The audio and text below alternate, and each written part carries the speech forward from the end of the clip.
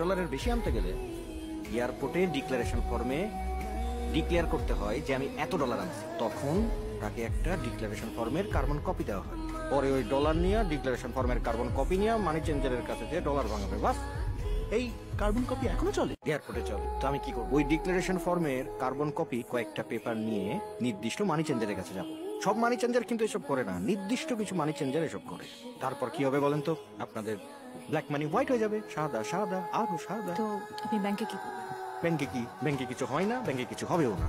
এই যে দেশের শত শত কোটি টাকা সাদা হয়, বিদেশে পাচার হয়, সব কি ব্যাংকের মাধ্যমে হয় নাকি? অধিকাংশ হয় ব্যাংকের বাইরে। হুন্ডি হয়, বিদেশ থেকে ডলার আসে, এবার থেকে রিয়াল দিনার যায়, এরপর বড় বড় লেনদেন সবাই বিদেশে। দেশে কি হয়? কাজকলা হয়। এলসিআর লোন ছাড়া কি আছে আমাদের? হ্যাঁ, তারপর ওই তো বেসিক ব্যাংক আর হলমার্কের পর কেন্দ্রীয় ব্যাংক তো আরো দরকারি হয়ে গেছে, অনেক কাগজপত্র দিতে হয়। ব্যাংকে মানি লন্ডারিংটা হয় মূলত ট্রেড বেসড, ওভার ইনভয়েস